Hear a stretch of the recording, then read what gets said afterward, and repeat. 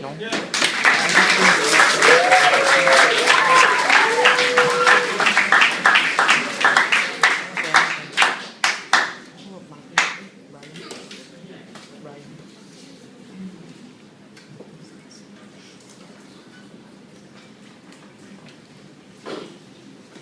Mr. Speaker, we tell you what. Side opposition conceded to the fact that nuclear weapons are destructive. Second, side opposition conceded to the fact that status quo now is unstable. Third, side opposition conceded now that we have terrorists today and Gulf nations who are in control of nuclear weapons itself.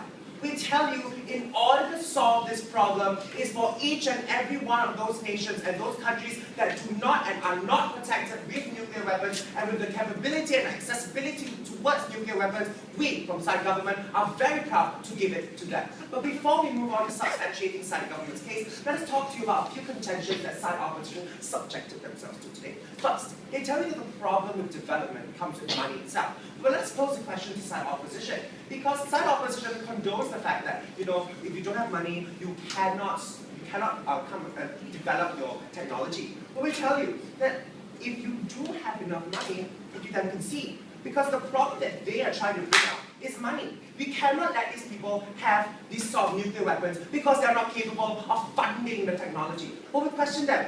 If you do have the money, what's the problem? There is no problem. If money is an issue, we will gladly solve that problem. Because we tell you security here is more important than the money issue, which comes out that confession falls to side government. Second, you tell them you can't, you tell them they cannot, you tell them that it's not right, but they still do it anyway. This is status quo, Mr. Speaker. And we tell you, in order to solve this problem, you must protect each and every one of those little nations that do not have nuclear weapons, that are not protected. You must equip them with the right amount of protection, and we believe that this proposal still stands under this fundamental issue. Next, they talk to you about how it is immoral. Well, Mr. Speaker, let me tell you, the safety of a nation surpasses and supersedes any sort of moral belief that they might think that we are infringing. We tell you that it is very, very important for a certain government to protect its people regardless. This is what side government is trying to tell you. Protection supersedes any harm that side opposition is trying to tell you that it will subject themselves to.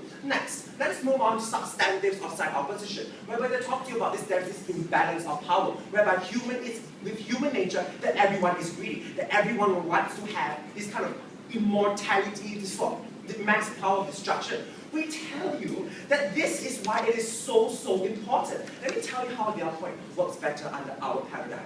Yes, we concede that there is an imbalance of power. We concede that these big nations like the United States, Russia, France, China, all have nuclear weapons. And do we also concede that these people are powerful nations? This is the imbalance of power that we see in status quo. Side opposition proposes that the only way we solve this form of imbalance of power is to stick to status quo. But Mr. Speaker, let me tell you, the problem with imbalance of power comes with status quo, not really analyzed by side opposition. But let me tell you, how can we solve this imbalance of power? By pushing up those smaller nations up to the same level of power that these bigger nations have. You are practically telling them, look, you are of the same status as these bigger nations. You cannot allow them to bully you. We see the side opposition accepts the fact that bigger nations are bullying smaller nations. On that point, and we tell you that that is a very immoral fact, contradicting towards that case. Yes? What you are trying to propose is instead of pushing everyone up to equals, you are pushing everyone to the state of bullies. First of all, Mr. Speaker, the state of bullying whereby we have a bigger power and a smaller power. That is bullying. Where I'm stronger than you, you are not as strong as me, and I bully you. We tell you, we are making these people with the same power. These people have the same power. Now, Mr. Speaker, let me talk to you about the irony. There is a really irony for today's policy, because we see here unstable nations. We concede that North Korea is very unstable, rogue nations, communist countries that have the accessibility towards these sort of nuclear weapons, towards these weapons of mass destruction. We concede that there really is a irony in today's debate. Side opposition told you that they really agree with our problem that bigger nations have this power. Smaller nations are subjecting themselves to being sitting ducks and waiting for the nuclear bomb to hit that country. And what can they do about it?